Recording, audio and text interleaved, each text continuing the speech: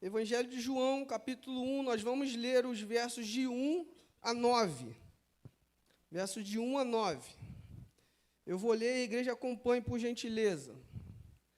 No princípio era o Verbo, e o Verbo estava com Deus, e o Verbo era? Ele estava no princípio com Deus. Todas as coisas foram feitas por intermédio, e sem ele nada do que foi feito se fez. A vida estava nele, e a vida era a luz. A luz resplandece nas trevas, e as trevas não prevaleceram contra ela. Houve um homem enviado por Deus, cujo nome era João. Este veio como testemunha para que testificasse a respeito da luz, a fim de todos virem a crer por intermédio dele. Ele não era luz, mas veio para que testificasse da luz, a saber, a verdadeira luz, que vinda ao mundo ilumina todo o homem. Que vinda ao mundo ilumina todo o homem. Queridos, esse texto que nós acabamos de ler é a metade de um prólogo. O que é prólogo? O que é isso?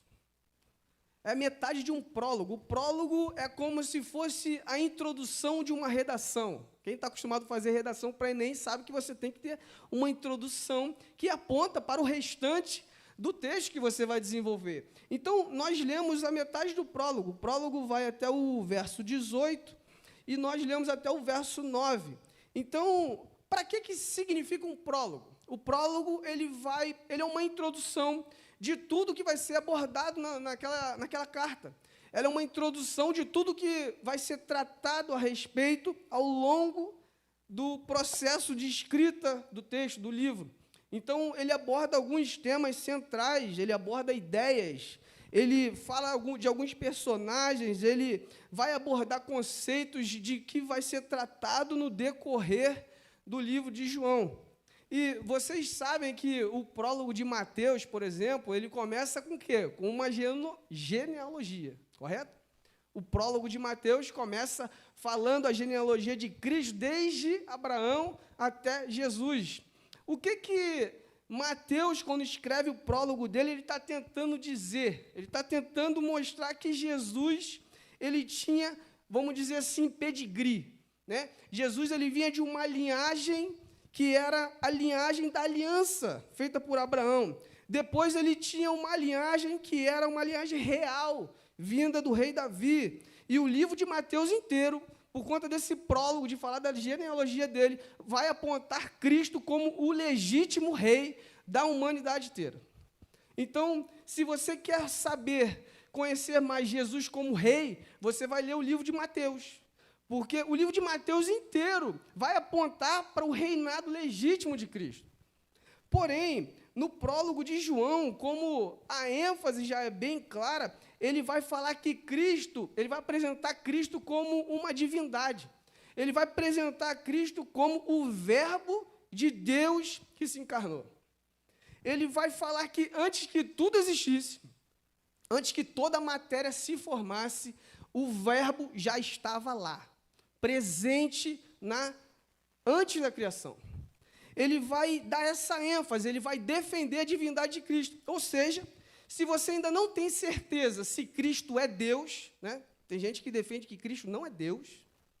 Se você tem ainda dúvida de que se o homem que se encarnou como Jesus e que nós já conhecemos como Cristo, ele não é Deus, eu te indico fortemente a você ler o Evangelho de João, porque o Evangelho de João vai apontar para Cristo, para a divindade completa de Cristo. É óbvio que os outros evangelhos também vão anunciar Jesus Cristo como o Messias e como Deus, mas o Evangelho de João ele é muito, muito, muito claro a respeito disso. Então, o que você vai fazer? Você vai pegar o livro de João, o Evangelho de João todo, você vai ler tudo, você vai ter muitas dúvidas, né? Você vai ter muitas dúvidas. Aí sabe o que você vai fazer? Você vai pegar essas dúvidas todas e vai mandar para o pastor Jonas.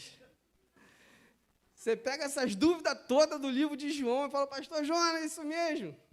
E o pastor Jonas ele vai tirar as suas dúvidas sobre o Evangelho de João.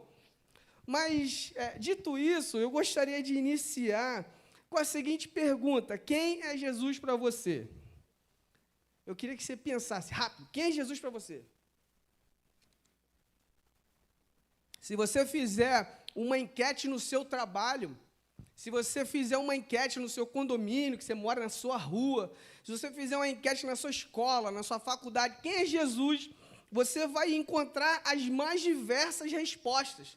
Você vai encontrar gente falando qualquer coisa. Você vai falar, vai ter pessoa que vai falar que Jesus é uma pessoa legal. Você vai encontrar gente falando que Jesus era apenas um profeta. Você vai encontrar pessoas falando que Jesus era um milagreiro, era uma pessoa que fazia muito milagre, né? Curava cego, leprosos, ele fazia milagres. Você vai encontrar gente falando que Jesus tinha tanto poder que ele acalmou uma tempestade, coisa que jamais ninguém fez na vida. Olha, Jesus é realmente poderoso, porque acalmou uma tempestade. Você vai encontrar pessoas dizendo: Jesus mudou minha vida. Mas se você perguntar em que Jesus mudou sua vida, às vezes a pessoa vai dar engasgada: o que eu vou falar agora? E às vezes a gente não está preparado suficiente para dizer quem é Cristo na nossa vida. O que Cristo fez, quem é Cristo na nossa concepção. E outras pessoas vão falar que Jesus era uma pessoa ética, uma pessoa que andava bem diante da sociedade, era um grande homem tanto que dividiu a história entre antes e depois de Cristo. Porém, para o apóstolo João, Jesus era o Verbo de Deus. Jesus era o Verbo. E eu gostaria de trabalhar nesse primeiro ponto sobre Jesus ser o Verbo de Deus. E vamos ler novamente o verso de 1 a 3, olha o que diz no verso de 1 a 3. No princípio era o Verbo estava com Deus, e o Verbo era Deus, ele estava no princípio com Deus, todas as coisas foram feitas por intermédio dele, e sem ele nada do que foi feito se fez. Essa palavra verbo aqui, em outras traduções, está escrito palavra. No princípio era a palavra estava com Deus, a palavra era Deus. Porém, na versão que nós acostumamos ler, que é a versão ARA, ou a NAA, está verbo. Né? Essa palavra verbo, no grego, é logos. Né? Essa palavra é logos. E logos não é uma palavra qualquer. Logos não era uma palavra que estava na boca do povo. Logos era uma palavra que estava na boca dos intelectuais da época de João. Era uma palavra que estava na boca dos grandes filósofos. Era uma palavra que estava na boca dos estudiosos, dos professores de universidade, do alto escalão. Não era uma palavra qualquer, era um termo técnico.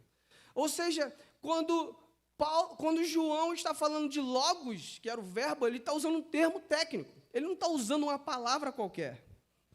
Essa palavra logos expressa algo imaterial. O que é imaterial? Algo abstrato. É uma força que rege o mundo diante de algumas concepções da sua época. É uma força, é uma ordem natural das coisas. Né? É como se o mundo existisse por uma grande ordem, por uma grande energia, ao ponto de todas as coisas serem mega inteligentes. Ao ponto de as coisas não serem confundidas no sentido assim. Você já imaginou, você já parou a pensar por que um coqueiro não dá banana? Por que um coqueiro não dá banana? Por que uma mangueira não dá maçã? Porque existe uma inteligência robusta que rege o mundo inteiro, ao ponto de que não é possível que um coqueiro dê banana. Você já parou para pensar por que um cachorro não consegue ter um cruzamento com um gato? Você já viu alguém falando sobre cão-gato na sua casa, no seu bairro? Você já ouviu alguém dizendo que existe um gato-cão, um cachorro, alguma coisa desse tipo? Sabe, existe uma ordem mega inteligente que rege o mundo, que rege o universo, ao ponto de essas espécies não se relacionarem. É igual, alguém que gosta de passarinho, né? Cuidar de passarinho. Você já parou para pensar por que um simples pardal não consegue cruzar com um canário? Se eles são uma espécie de tamanho parecido, por que essas coisas não podem acontecer? Por que um pardal não cruza com um canário e existe uma espécie diferente? Porque, na verdade, existe uma inteligência, existe algo sobrenatural que rege e governa o universo, a ponto de não deixar essas aberrações acontecerem. Sabe? Então, existe, na percepção dos filósofos antigos, existe uma ordem que rege todo o universo, e uma ordem muito inteligente, a ponto de manter o universo completamente funcionando plenamente, sabiamente perfeita. E, de acordo com alguns filósofos dessa época, por exemplo, Heráclito de Éfeso, 500 anos antes de Cristo, ele falava do Logos. Ele falava que Logos era a razão que governa o cosmos, né? Ele entendia que alguma força, mega força, deixava todas as coisas viverem plenamente perfeitas. É uma ordem que mantinha tudo em movimento, fluindo perfeitamente bem. Os filósofos estoicos falavam que Logos era um sopro. Para eles, Logos era um sopro que organizava as coisas, né? O cachorro só pode gerar outro cachorro. Existe uma inteligência robusta que rege e governa o universo. Os filósofos estoicos entendiam que Logos era uma energia poderosa, que não deixava nada sair do caos. Fílon de Alexandria, uma filosofia judaica, falava que o Logos era a ponte entre Deus e a criação. Mas ele ainda não apontava para uma pessoa. Pitágoras, por exemplo, 500 anos antes de Cristo, ele não cita a palavra Logos, mas ele fala que existe uma inteligência absurda na matemática, a qual você não consegue definir o último número. Você já tentou falar o último número que você conhece? Qual seria o último número? Trilhão? Quadrilhão? Qual seria? Sabe, existe uma inteligência na matemática, e ele tentava abordar isso, ele falava que, olha, eu não sei de onde vem, eu só sei que existe. Eu não sei o que é essa inteligência, eu não sei o que é essa força, eu não sei o que é algo, mas ele olhava para os números e via algo maravilhosamente perfeito, fluindo em todo o universo. Aristóteles, para ele, essa palavra logos também era como se fosse a capacidade de raciocínio. O ser humano tem tanta inteligência que ele consegue criar um avião. Olha que maravilha. Argumentação, capacidade de raciocínio. Então, é como se todas as coisas inteligentes do universo estivessem penduradas na mão de alguém, sabe? E essa palavra logos, ela estava no cotidiano dos inteligentes para explicar algo sobrenatural, mega inteligente. E eles não sabiam quem era a pessoa mega inteligente. Eles não sabiam, eles só sabiam que existia uma força. Eles só sabiam que existia uma energia. Porém, o apóstolo João quer dialogar com essa cultura helenista. O apóstolo João, enquanto os intelectuais falavam que logos era uma força que organizava o mundo, enquanto os inteligentes falavam que logos era uma energia que mantinha todas as coisas funcionando perfeitamente, bem, uma ordem natural que rege todas as coisas, para João, logos não é uma energia. Para João, logos não é uma força. Para João, logos é Cristo. Cristo é o logos. Então, João ele está tentando dialogar com o povo grego de sua época. Enquanto uns pensavam uma coisa, João fala, opa, logos não é isso. Logos é uma pessoa. Logos é Cristo. Esse logos estava com Deus na criação. Esse ser que rege o universo com suas mãos é Cristo. Esse ser que tem domínio sobre todas as coisas é Cristo. E no profeta Isaías fala que o governo do mundo estava sobre seus ombros. Olha o que diz o verso 3. Todas as coisas foram feitas por intermédio dele, sem ele nada do que foi feito se fez. Ele começa a defender a criação, ele começa a falar que o Logos estava lá quando nada existia. A Trindade, Deus Pai, Filho e Espírito Santo já viviam em comunhão antes que nada houvesse. Está aí a importância da gente conseguir dialogar com a nossa sociedade, dialogar com a nossa cultura, porque a cultura, ela vai sempre tender por um lado diferente das Escrituras. O apóstolo João, ele poderia embarcar nessas ideias da antiguidade, ele poderia embarcar nessas ideias de que realmente Logos é uma energia, ele poderia embarcar nessa ideia de que realmente Logos é uma força extrema, mas ele não embarca nessas ideias. E às vezes a gente tem embarcado nas ideias do mundo. Às vezes a gente tem embarcado com os pensamentos de pessoas que não são cristãs, e a gente tem embarcado nessas ideias. Porém, o apóstolo João, ele não embarca nessas ideias, ele fala totalmente ao contrário, ele tem uma opinião completamente aversa das pessoas da sua época. Ele fala que Logos não é isso, Logos é Cristo. E ele afirma que Logos não é uma energia quando ele fala que Logos é Cristo. Ele insiste que Logos é uma pessoa.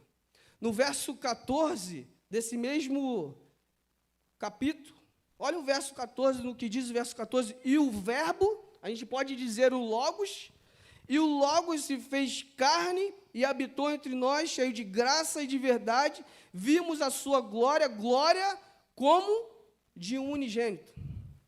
O que ele está falando, que o que era imaterial se tornou matéria. Você pode imaginar isso? O que não podia se apalpar, pegar, o que não podia tocar, algo que só estava numa abstração das pessoas, algo que só era imaterial, agora veio e se apresentou até nós, e agora nós podemos tocar Cristo, nós podemos sentir Cristo, e Cristo veio para ter reconciliação, fazer reconciliação entre nós e Deus. É isso que ele está abordando. Uma coisa que era imaterial veio até nós, um ser que era imaterial veio até nós e habitou com nós, sentiu a nossa dor, viu o nosso sofrimento, amou a sua igreja até o fim, se doou por nós, morreu para perdoar nossos pecados. Sabe, algo imaterial se transformou em matéria. É como... Você já viu um verbo andando? Você já viu uma palavra andando? Não tem como. É algo imaterial. Você já tentou pegar algo imaterial? Por exemplo, Michael, eu vou falar seu nome, você pega seu nome, tá? Michael. Conseguiu pegar? Não foi, né? Por que você não conseguiu pegar? Porque é algo imaterial. O máximo que vai acontecer é você tentar buscar um som, mas não existe.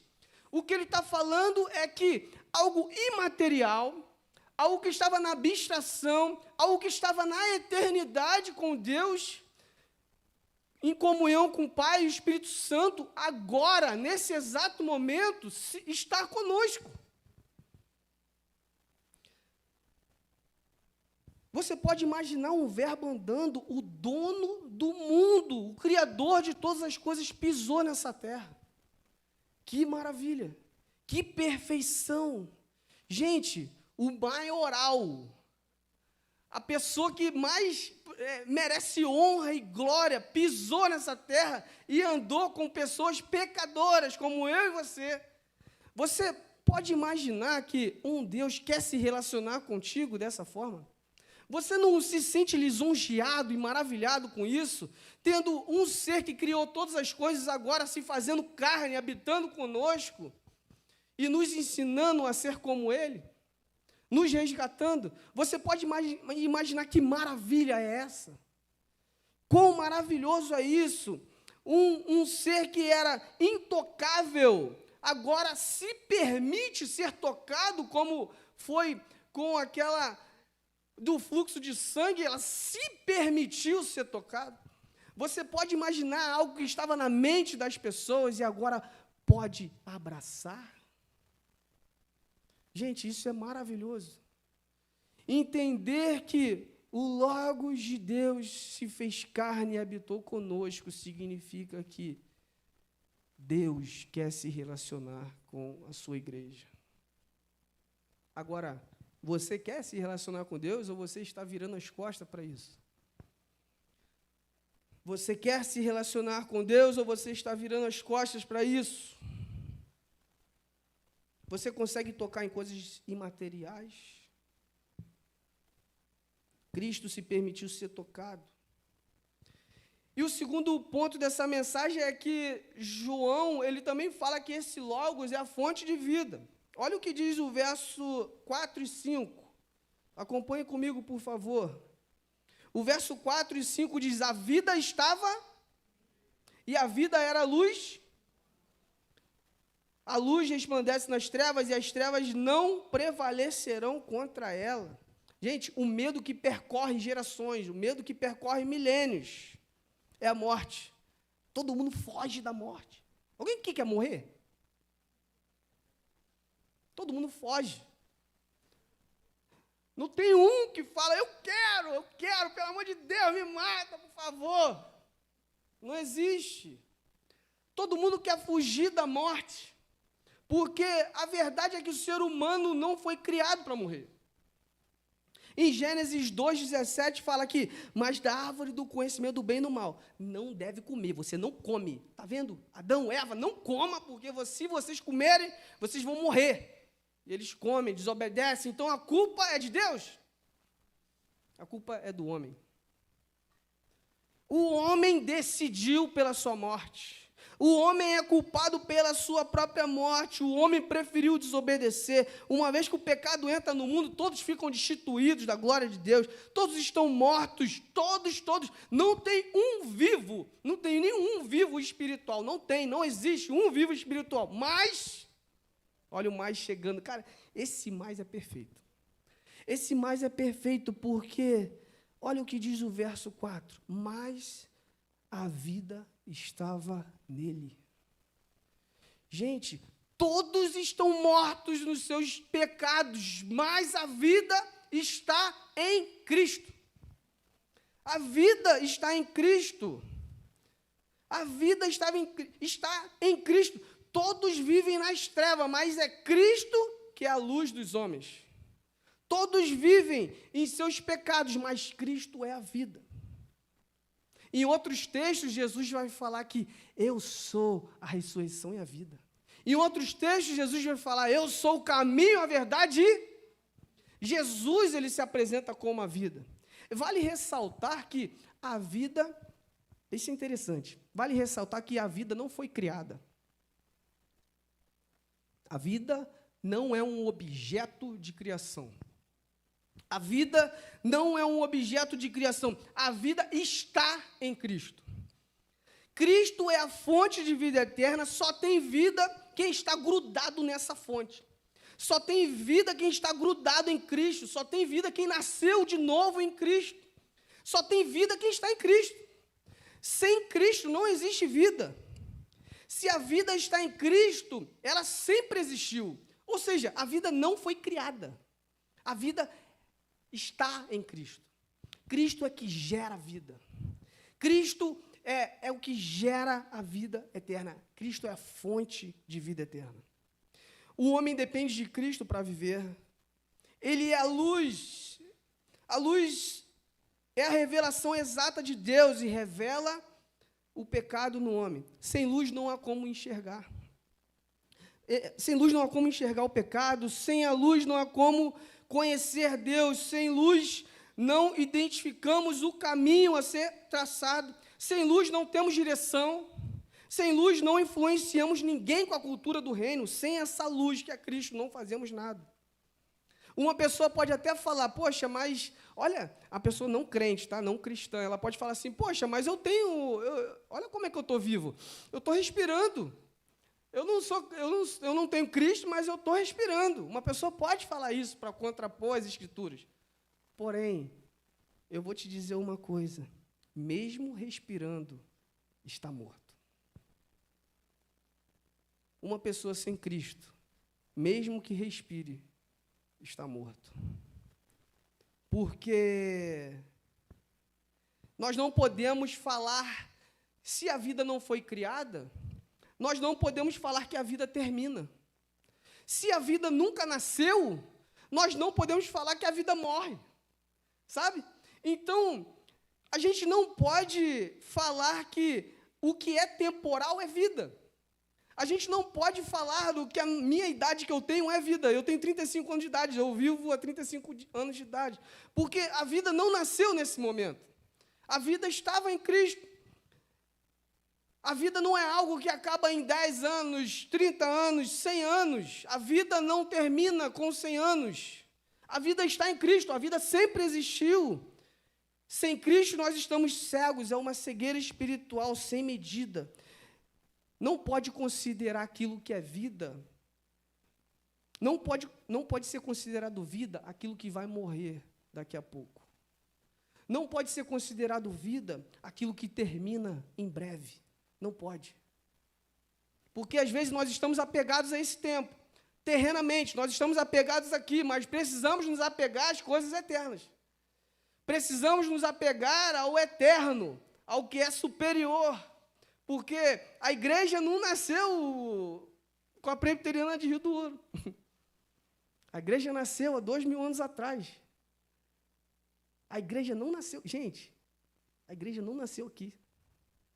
A igreja de Cristo já existe há 2000 anos.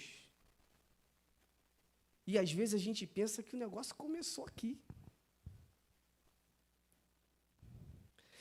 A vida nunca acaba porque ela está em Cristo. Olha o que o verso 5 diz. A luz resplandece nas trevas e as trevas não prevaleceram contra ela. Gente, houve uma tentativa, de fato, da luz, das trevas vencer a luz. É óbvio, houve essa tentativa. Houve essa tentativa na queda do homem. Quando o homem peca, as trevas dominam o universo. As trevas dominam, mas as trevas não vencem a luz.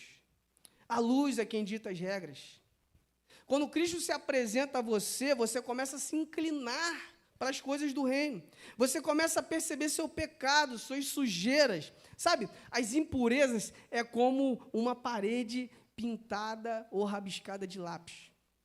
Talvez você olhe para a parede rabiscada de lápis com uma luz baixa, você não perceba aquela impureza. Talvez na sua casa, se tiver um riscãozinho de lápis ali que alguma criança fez, você fala, olha, baixa a luz que ninguém vai perceber. No entanto, a luz de Cristo, quem é pintor sabe que quando ele vai pintar, ele joga a luz para lá, ele joga a lanterna para cá, ele quer saber onde as imperfeições estão, então ele procura a imperfeição para ele tratar aquela imperfeição. É a mesma coisa, a luz de Cristo faz isso conosco.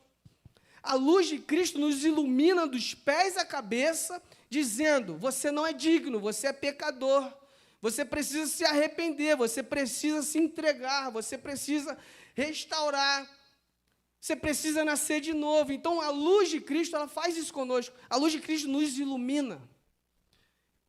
Quando o texto vai falar que a luz resplandece nas trevas, que Cristo é a luz, ele está falando que essa luz serve tanto para revelar quem Deus é, quanto para mostrar o nosso pecado. E será que Cristo tem te iluminado? Será que você, quando a luz de Cristo vem na sua vida, será que você bota aquele chapéu assim para a luz não iluminar você? Porque quando a gente quer ser tratado por Deus, a gente quer ser iluminado por Deus, porque a gente quer que nossos pecados sejam tratados. A gente quer fazer o que é certo. A gente quer que essa luz venha até nós e nos ilumine. Mostra meu pecado, Senhor. Influenciar esse mundo é levar essa luz. E o terceiro ponto que eu gostaria de abordar aqui é: seja testemunha. Você quer influenciar esse mundo? Quer influenciar a sociedade que você vive? O meio que você vive? Leve luz aos outros. Olha o que diz o verso de 6 a 9. Acompanha comigo, o verso de 6 a 9. Houve um homem enviado por Deus, cujo nome era João. Aqui ele está falando de João Batista. Este veio como testemunha para que testificasse a respeito da luz, a fim de que todos virem a crer por intermédio dele. Ele não era luz, mas veio para testificar-se da luz, a saber, a verdadeira luz, que vinda ao mundo ilumina todos os homens, todo homem. Queridos, a nossa função não é atrair pessoas para nós. A nossa função não é atrair pessoas para nós, a nossa função é atrair pessoas para Cristo. O nosso propósito não é influenciar pessoas para o nosso próprio crescimento. Não existe isso. Não devemos influenciar as pessoas pelo nosso próprio crescimento, mas para o crescimento do reino, para o crescimento do nome de Cristo. Não fomos chamados a testemunhar a nosso respeito. João Batista não foi chamado para testemunhar a respeito dele. João Batista foi chamado para testemunhar da luz, a verdadeira luz, que não era ele. Sabe, nós não fomos chamados para testemunhar nós mesmos, nós não fomos chamados para o nosso nome crescer, que o nosso nome suma daqui a um tempo e acabou, e o nome de Cristo prevaleça até ele voltar. Nós não fomos chamados para o crescimento do nosso nome, nós não fomos chamados para apresentar as nossas qualidades, mas a qualidade de Cristo. Olha o que diz no verso 8. Ele não era luz, mas veio dar testemunho da luz. E aqui existe uma grande aparente contradição, porque aqui fala que ele não era luz. E se a gente olhar Mateus 5, 13 a 16, não precisa abrir. Mateus 5, 13 a 16, Jesus vai falar: vós sois a luz do mundo e o sal da terra. Cristo fala que os discípulos, a igreja é a luz do mundo, o sal da terra, porém aqui, João vai abordar que João Batista não era luz. Como é que a gente resolve essa questão teológica? Somos ou não somos luz? No caso de João Batista, ele não era luz que ia revelar a expressão exata de Cristo. É como o texto de Hebreus, que fala que Jesus era a expressão exata, completa de Deus. Nós não somos essa luz.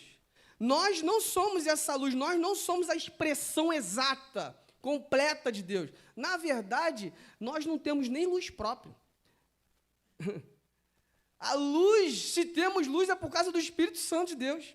Se temos luz, é por causa de Cristo. Se temos luz, é porque Ele nos regenerou, nos batizou, nos selou. Se temos luz, é por causa dele. Gente, tira o Espírito Santo da igreja. Fecha as portas. Tira o Espírito Santo, Cristo, de você. Não venha. Acabou. Não existe luz própria. Nós somos como a lua. A lua, ela só tem luz porque o sol a ilumina. Gente, você já viu um eclipse, não já? Quando o eclipse, a Terra fecha o sol de iluminar a lua. Cadê a lua? Cadê? Não existe lua, a lua sumiu. Um eclipse faz a lua sumir. Nós somos como essa lua, que nós não temos luz própria, porém nós temos o Espírito Santo de Deus que ilumina a nossa vida. E nós, e Cristo, nos faz luz por meio dele. Nós não temos luz. O verso de Mateus, ele fala que nós somos luz para que as nossas ações glorifiquem ao Pai. Precisamos ter ações que glorifiquem ao Pai. João Batista é uma pessoa com o propósito de testemunhar a luz e automaticamente influenciar o mundo ao seu redor. Um teólogo francês chamado Boismart, ele fala que, na teoria, a luz não precisava de testemunho. Ele fala assim, olha, na teoria não precisa testemunhar, a luz já se autotestemunha. Ele fala que alguém precisa testemunhar que o sol existe? Olha, você está vendo o sol, você precisa de alguém ficar falando, olha ali o sol. Olha ali o sol, você precisa de alguém para ficar testemunhando a luz? Ele fala que a luz se autotestifica, já se autotestemunha, né? Só que ele não levou em consideração que as pessoas estão completamente cegas espirituais. Um cego espiritual, ele não consegue ver o sol, por mais que o sol seja muito forte. Uma pessoa que está em suas prisões trancadas, escuras, no pecado, jamais vai ver a luz, mesmo que a luz se autotestemunhe. Então, nós somos essa luz, nós precisamos testificar dessa luz, influenciar o mundo com essa luz de Cristo, com essa luz de Cristo. O verso 36, ele vai falar que João Batista ele veio testificar da luz, verdadeira luz, que ele vai apontar para Cristo, ele vai falar, esse é o Cordeiro, eu não sou o Cordeiro, esse é o Cordeiro que tira o pecado do mundo, a verdadeira luz ilumina toda a humanidade, para que diante de Deus todos se vejam como pecadores, dependentes da sua misericórdia. Precisamos testemunhar dessa luz. Aproveite as oportunidades no seu trabalho. Aproveite as oportunidades na sua escola, na sua faculdade, no meio que você vive. Aproveite. A verdadeira luz não era João Batista, e sim Jesus. Nós não somos a verdadeira luz. Cristo é a verdadeira luz. Quem tem que brilhar é Cristo. Aonde há sol, as estrelas nem aparecem. Quem tem que brilhar é Cristo. Você quer influenciar de verdade o seu bairro, as pessoas da sua volta? Você quer testemunhar a respeito de Cristo? Comece a fazer o que Cristo faz. Comece a falar o que Cristo fez. Quanto mais a gente se parece com Cristo, mais a gente vai influenciar a nossa sociedade. Porque, você quer ver uma coisa? Gente, é muito difícil testemunhar dessa luz. É muito difícil se parecer com Cristo. A gente pensa que é fácil, mas é difícil pra caramba. Quer ver?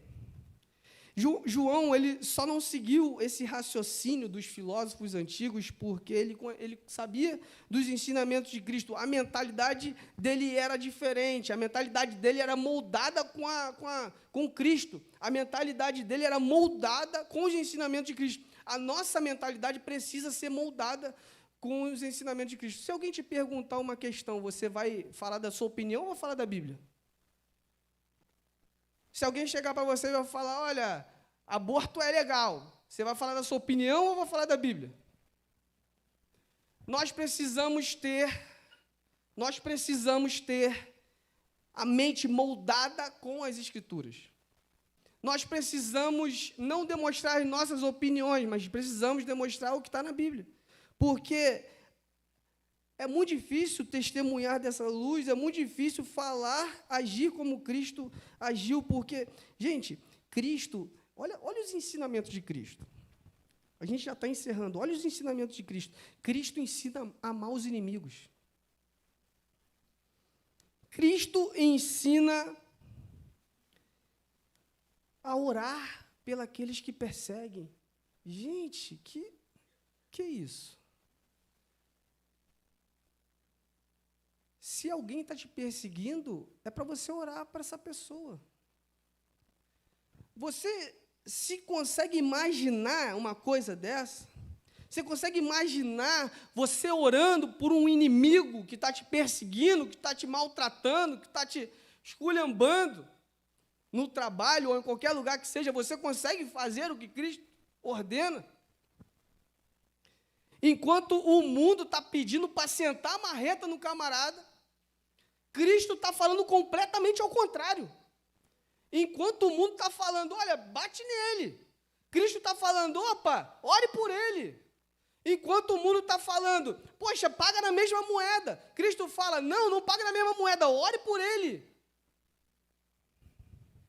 Ame o seu inimigo. Cristo ensina a não agir por vingança, não pagar na mesma moeda. Cristo fala que se alguém bater na tua cara, na tua face, o que você tem que fazer? Virar outra. Você teria essa coragem? Você teria essa disposição? Se alguém vem e bate na tua face, você teria coragem de dar a outra? Cristo, o mundo fala, paga na mesma moeda. Paga na mesma moeda. Devolve. Cristo fala, não devolve na mesma moeda. Não seja igual ao mundo. Não seja como eles. Você quer influenciar de verdade? Cristo fala para a gente não se apegar às coisas desse mundo. Ele fala, se alguém roubar a tua túnica, dá sua capa. Não se apegue às coisas terrenas. Cristo ensina a gente a perdoar 70 vezes 7 infinitamente. Você tem dificuldade de perdoar, meu querido? Alguém já fez uma malcriação com você e você está com dificuldade de perdoar? Gente, Cristo é a base do nosso ensinamento. É Ele que nós temos que nos espelhar. Cristo ensina a negar a si mesmo, deixar o orgulho de lado e ser humilde. Cristo ensina a não juntar tesouro na terra, mas sim no céu. E às vezes a gente está focado pra caramba na terra. Às vezes a gente está juntando um monte de tesouro, um monte de casa, um monte de carro, um monte de terreno, um monte de mansão, um monte de coisa. Mas não tem nem um barraquinho no céu. Porque às vezes a gente esquece das coisas eternas, às vezes a gente esquece das coisas superiores. Não há problema nenhum em você ter um monte de carro, um monte de casa, mansão. Se tiver, me convide. Não há problema. Mas, além disso, planeje a sua vida espiritual. Invista na sua vida espiritual. E eu quero concluir dizendo que eu iniciei com uma seguinte pergunta: quem é Jesus para você? Quem é Jesus para você? Será que Jesus é um profeta, um cara legal? Ou Jesus é o Verbo de Deus que se encarnou, o Criador de todas as coisas que veio para nos encontrar? Quem é Jesus para você? Jesus é aquele maioral, o Criador de tudo que veio para te encontrar? Ou Jesus é só um cara que dividiu a história? Primeiro, reconheça que Cristo é o eterno. Saiba quem é Cristo de verdade, que fez todas as coisas. Reconheça que Cristo é fonte de vida eterna. Não existe vida sem Cristo. Agora sim, nós vamos conseguir testemunhar desse Cristo, dessa luz. Agora sim, nós vamos conseguir influenciar a sociedade, as pessoas ao nosso redor. Agora sim, nós vamos conseguir influenciar com a cultura do reino. Aí sim, seremos boas testemunhas, bons influenciadores nessa sociedade. E que Deus possa abençoar essa igreja, o crescimento dela. Que cada um de nós possamos entender quem é Cristo e para que viemos. Somos testemunhas desse Cristo. Somos influenciadores da cultura do reino. Somos as pessoas que vamos levar a luz, mas não sozinho, com Cristo e com a igreja unida, abraçada, agarrada. Aos pés do nosso Senhor Jesus, essa igreja avança.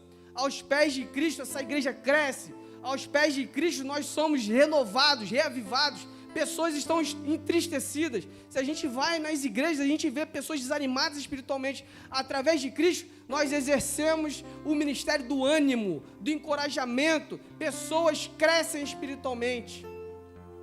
Frequente o seu PG. Não desperdice isso aqui da igreja. Frequente o seu PG. Tem quanto? Tem 5? Mais? 6, 7? Mais?